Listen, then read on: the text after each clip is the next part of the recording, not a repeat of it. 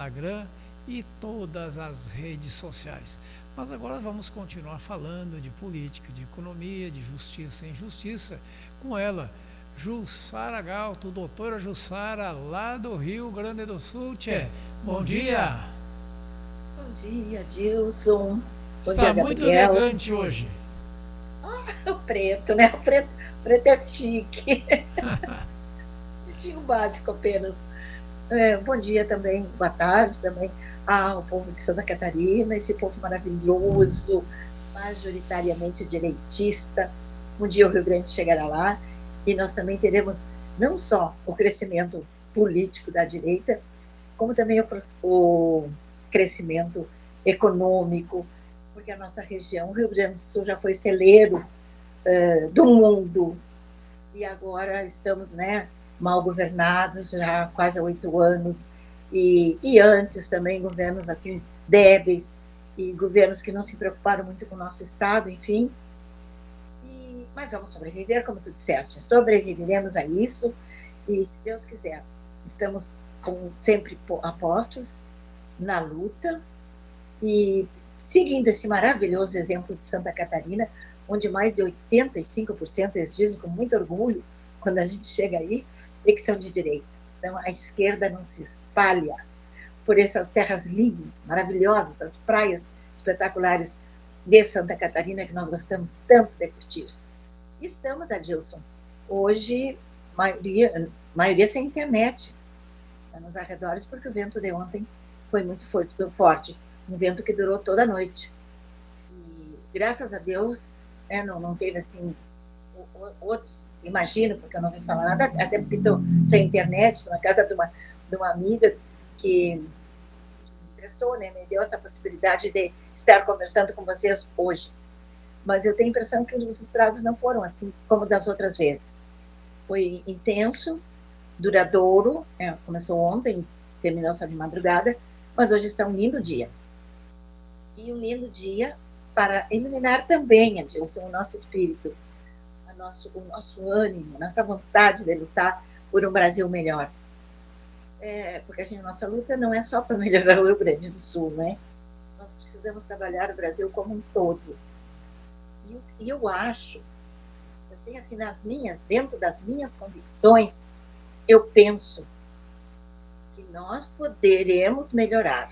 Nós, eu digo, Rio Grande do Sul, Santa Catarina, todos os estados e o Brasil como um todo, se nos mantivermos alerta. Porque há anos, desde que eu me entendo atuando em política, que eu venho alertando as pessoas, nas palestras, nos comícios, em todo lugar que eu posso, nos meios de comunicação, pedindo que as pessoas se antenem, se liguem, participem e se considerem assim um agente transformador, um agente da mudança, porque é o que nós realmente somos. Não precisamos de nenhuma arma, de nenhum fuzil, de nenhum canhão. Nós temos a arma mais poderosa da democracia. Nós temos o voto. E se nós usarmos bem esse voto, nós estaremos no caminho do sucesso, do progresso e de uma vida melhor.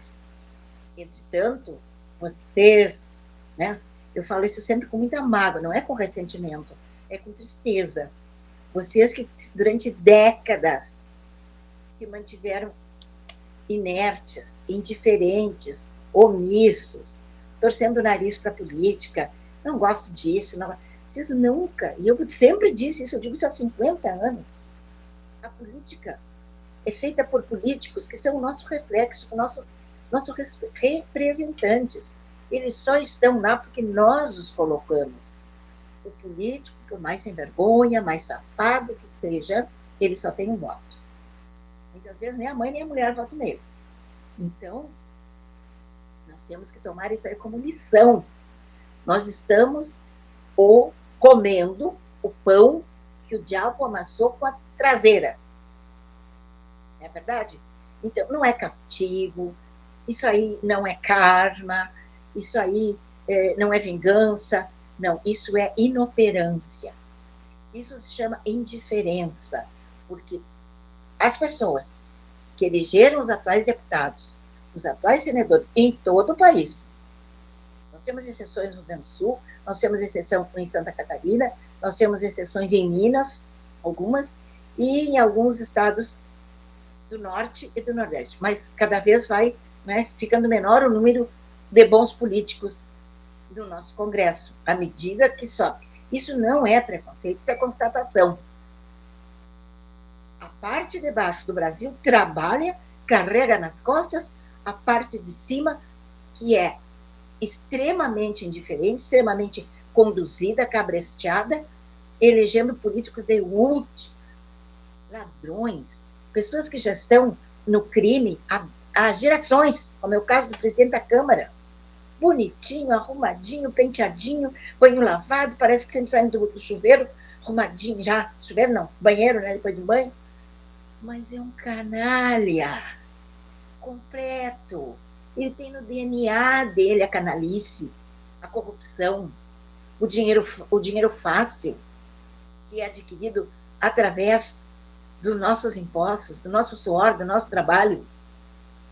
É impossível que o estado da Paraíba, porque eu já conheci grandes políticos da Paraíba no passado, inclusive o Menestrel das Alagoas, eu tenho a impressão que ele era da Paraíba.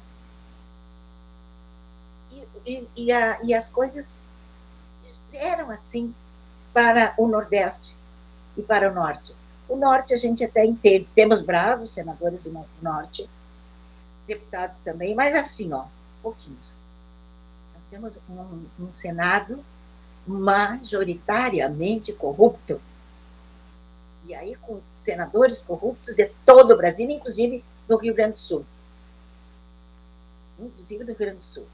E eu faço uma ressalva aqui para o bravo senador do Rio Grande, que sempre defendeu os nossos interesses, os interesses do agro, com seriedade, com comprometimento, que é o senador Reis. Agora, o resto, eu não vou nem citar nomes, vocês façam uma avaliação. Eu me penitencio por ter votado mal, só posso corrigir esse erro daqui a mais 4 anos, 6 anos, mas, de qualquer maneira, temos esse ano boas opções para corrigir, para modificar o Senado, a representação do Rio Grande do Sul no Senado. Então, isso vem tudo junto, desabando sobre nós.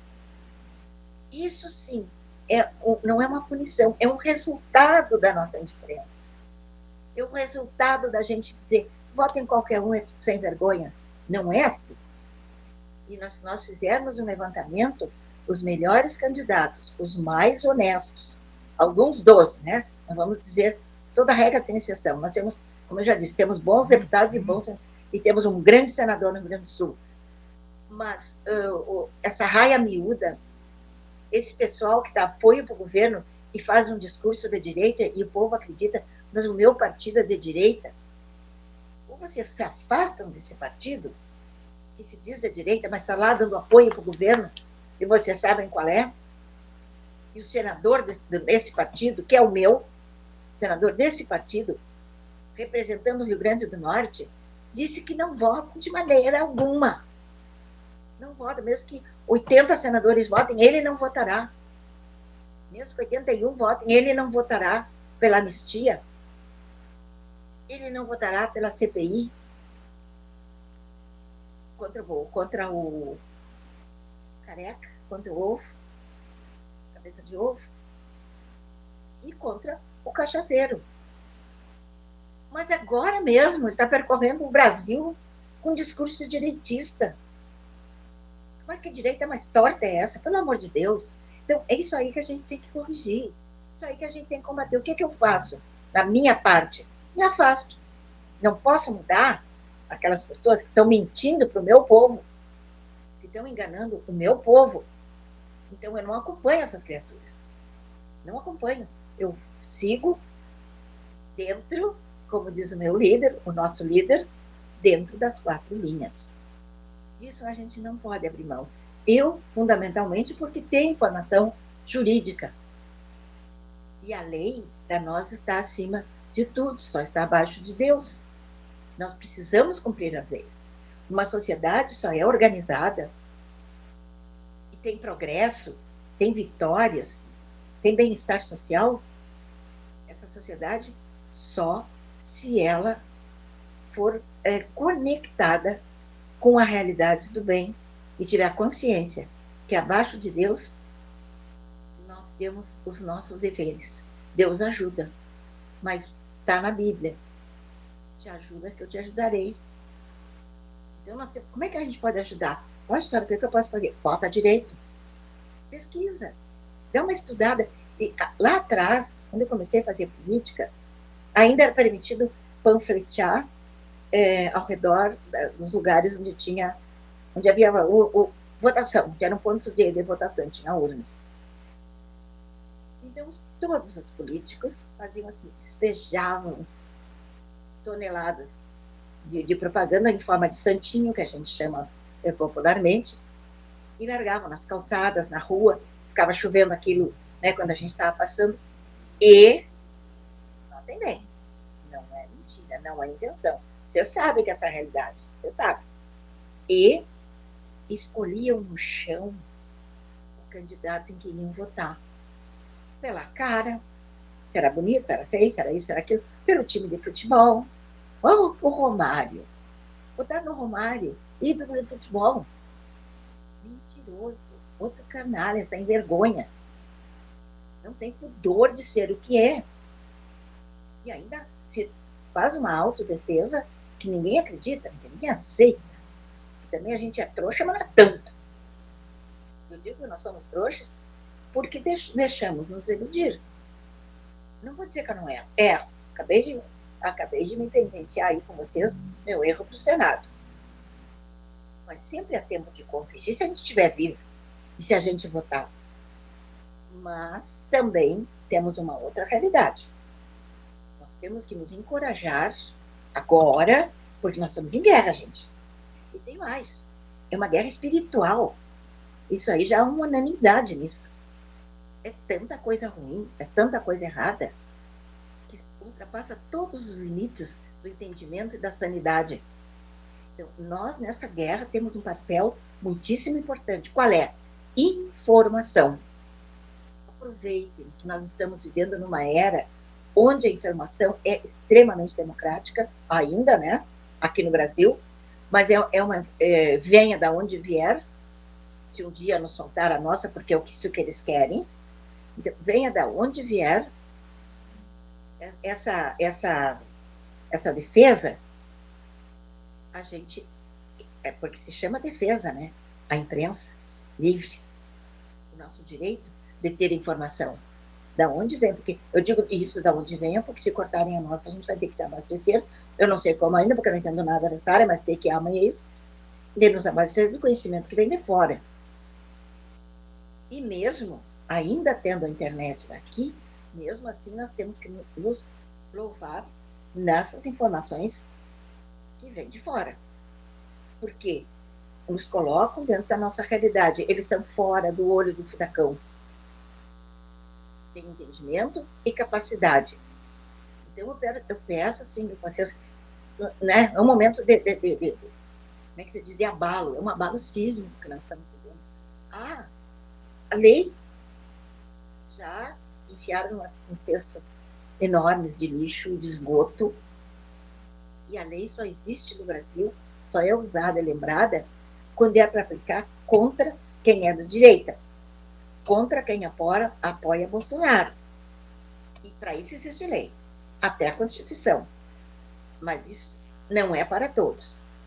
Para alguns, ou para todos que são da esquerda, lei é o marido da lainha, porque a lei não é aplicada para eles, desde os crimes mais hediondos até os crimes menores. E esses hediondos, se vale lembrar, né, que são os crimes contra a humanidade, que estão cometendo no Brasil há anos. Eles já cometiam, durante o governo Bolsonaro, inclusive cerceando, calando a boca do Bolsonaro, anulando os atos dele, como foi o ato de perdão ao Daniel Silveira, que foi um deputado que disse o que um imbecil, um canalha, um psicopata de um ministro, chegado lá, a gente sabe pelas maneiras tortuosas que ele chegou a ser ministro, ele não gostou do que o deputado eleito, inteligente, brilhante, Daniel Silveira falou, e o condenou uma pena violentíssima. Jair Bolsonaro, dentro das 4 linhas, dentro do poder que lhe cabe, ou que lhe cabia como presidente, e que cabe a qualquer presidente, ele deu perdão ao Daniel, porque o Daniel não tinha e não tem porque estar preso. Entretanto, o que esse safado, que agora está assim, ó, tá por cair, vai cair a qualquer instante, vai se esborrachar no chão, vai se quebrar por inteiro, vai se acabar. Eu não quero doença para ele, não. Meu Deus, eu não peço isso para ninguém, nem morte. Eu quero que ele viva com muita saúde para ter a possibilidade de viver dentro daquilo que ele criou para dezenas, para centenas e para milhares de brasileiros. Nós temos milhares de brasileiros presos, ou na prisão mesmo, ou com tornozeleira, e alguns assim, ó, é tão ridículo, é uma coisa tão incrível aceitar isso aí. Uma moça, uma senhora jovem com filhos pequenos, que escreveu um batom, uma frase que nem a dela, uma frase de um safado que compra um apartamento de 22 milhões nos Estados Unidos, ganhando um salário de menos de 100 mil. Onde é que vem esse dinheiro? Da onde? Como é que você não tem essa possibilidade, do nada, de comprar um apartamento de 22 milhões? Ou quem sabe até mais, sendo apenas um ministro. E antes nem ministro ele era, ele é há poucos anos ministro.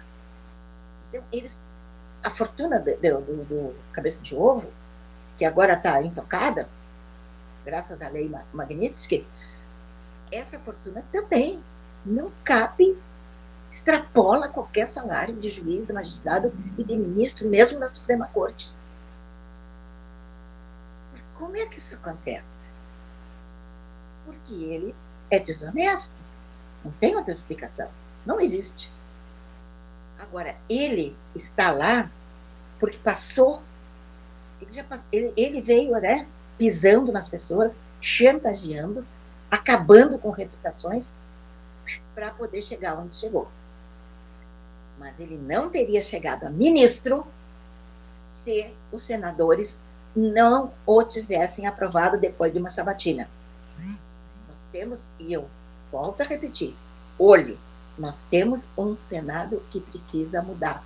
E como eu sei que a gente fala para outros estados, e tenho esperança de que pessoas em outros estados nos ouçam e acreditem no que estou dizendo, nós temos agora a obrigação de mudar esse Senado corrupto.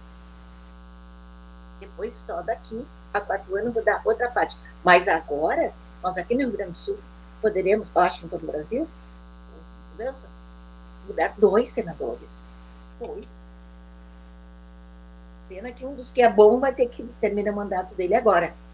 Mas mesmo assim, ou ele concorrendo à reeleição, ou outros 2 que a gente está vendo no cenário, não é? Principalmente o deputado Van Hatten. E mais, nós temos outros candidatos também ao Senado, e agora não me ocorre o nome do candidato ao Senado, só sei que hoje ele é um grande deputado federal, ele é participante, ele é ativo, Sanderson, o deputado federal Sanderson, vem pelo PL concorrer ao Senado da República. Então, vocês têm opções boas. Claro que virá muito canalha nessa esteira. Você não é obrigada a votar em canalha, vota porque quer. Ou porque é indiferente, ou porque não gosta de política, ou porque tem nojinho.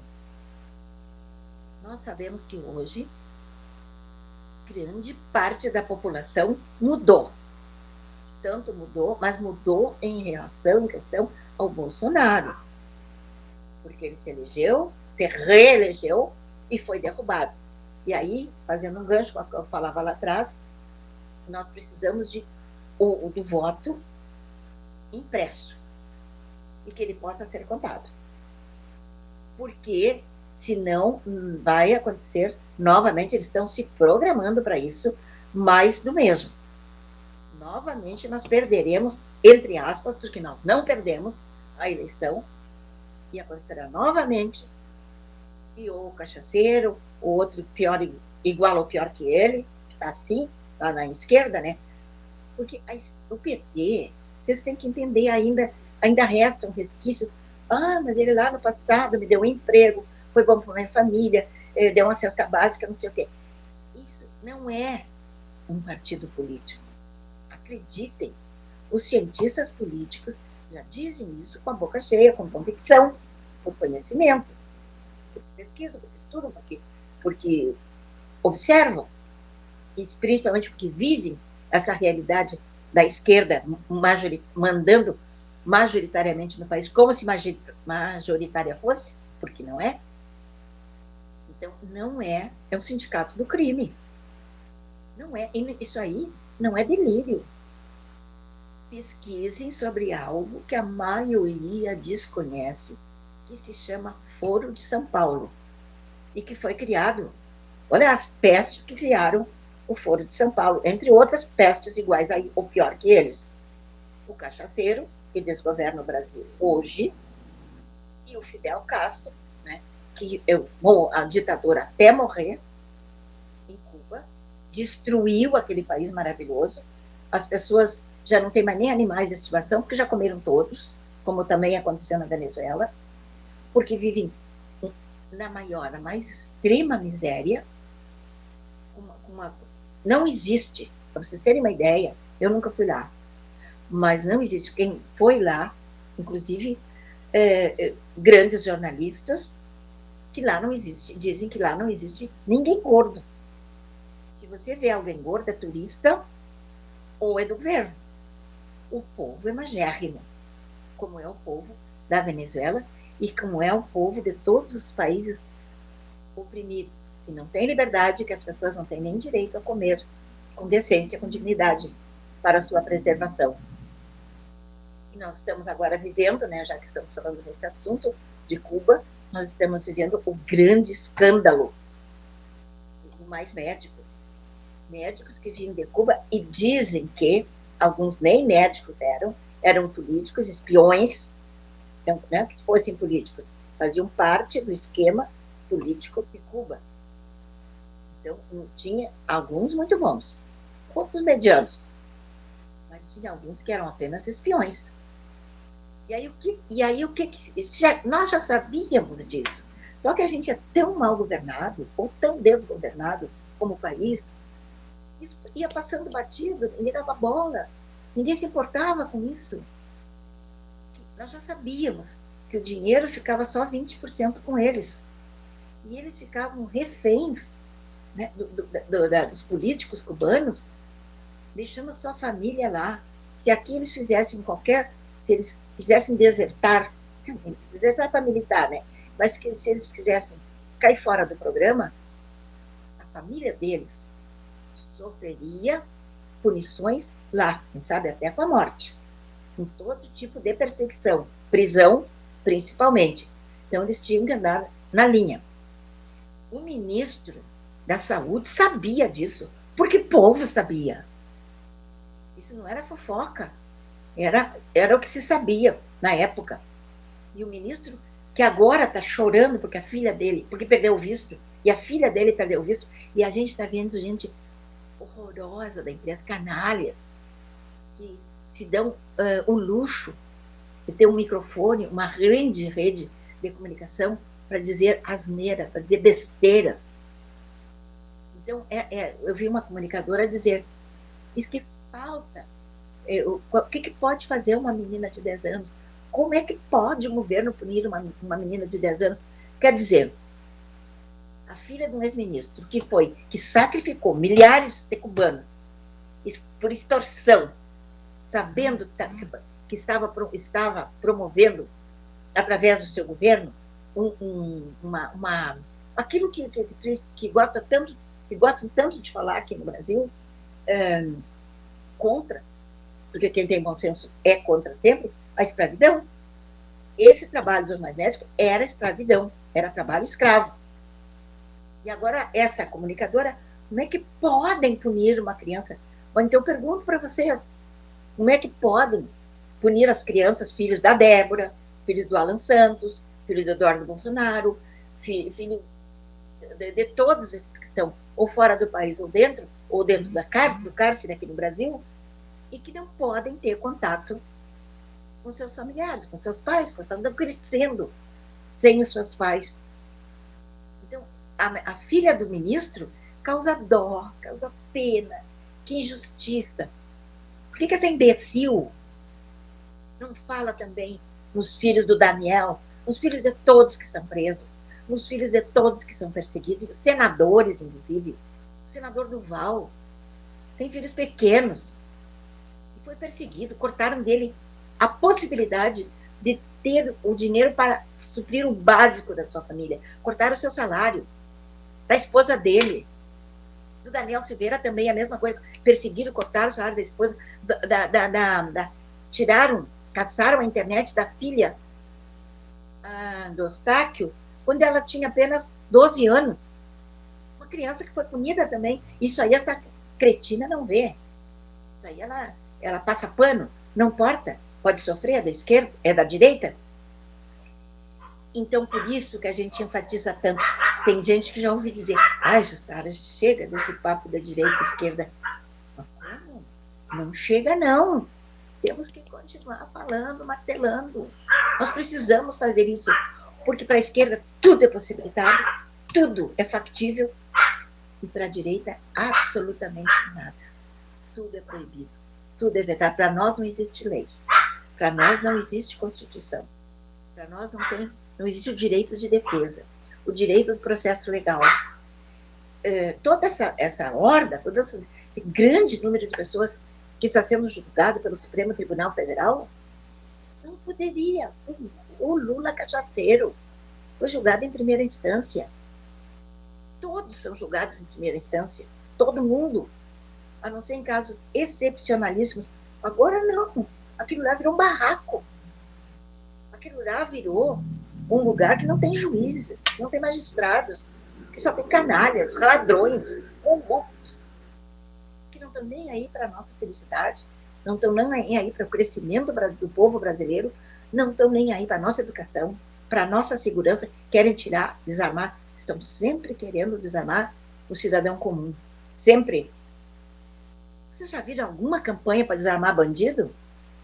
A polícia que age como pode, perseguida na maioria das vezes, desarma bandido quando o prende armado ou quando mata um e consegue pegar a arma.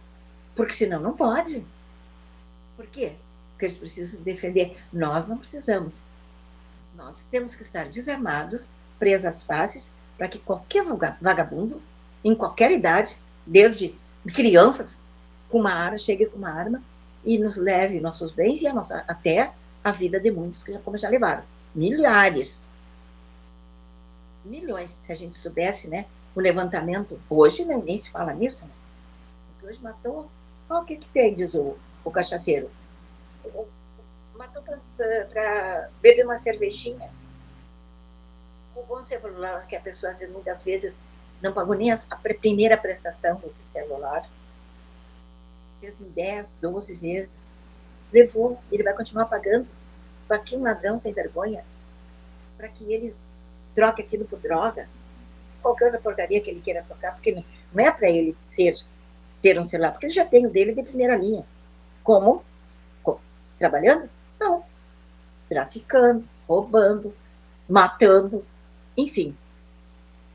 Hoje, nunca esteja amargurado. Eu estou ainda cheia de esperança, mas eu preciso, de vez em quando, dar esses respingos ácidos em vocês, que eu amo tanto, para que vocês não venham me dizer, como dizem, sempre estão encontrando, Jussara, agora nós temos que procurar uma terceira via, porque direita e esquerda, isso aí já, sabe o que vai acontecer? Terceira via não existirá, e a esquerda continuará mandando no país. Esse sindicato criminoso, esse partido, que não é partido, e que é uma representação política do Foro de São Paulo, se informem, leiam, pesquisem e vocês verão que, pelos criadores do Foro de São Paulo, vocês já veem a porcaria que é, a imundice que é o partido que representa. E também não é só o PT. O Partido das Trevas, que a gente chama o PT, ele é subsidiado também, ele é apoiado, ele é referendado pelo PSOL. As maiores canalices, os maiores absurdos que acontecem lá no Congresso, através de deputados federais, quem está por trás? E até nas câmaras, em algumas câmaras de vereadores do país e assembleias legislativas, o PSOL. E tem o PC, PCdoB, todas essas porcas, PV, Partido Verde, e outras siglazinhas pequenininhas, que estão todas aglutinadas para reforçar a esquerda. Então, a esquerda é um perigo. A esquerda é um perigo. Se você quiser continuar vivendo nessa M que nós estamos vivendo, então continue indiferente ou apoiando a esquerda. Porque isso dá samba. Dá esse samba doido que nós estamos sendo obrigados a dançar agora. E para encerrar, está quase terminando o meu tempo, o Dino, né?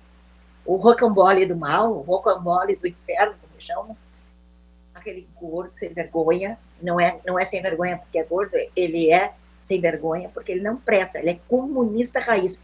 O cachaceiro disse, até que enfim nós temos um ministro do Supremo Tribunal Federal comunista. Está dito, foi dito por ele no discurso de posse do Dino. Então o Dino deu, esse país é de idiotas, esse país é de imbecis, esse país se chama Brasil, esse país é abestado, esse povo não raciocina.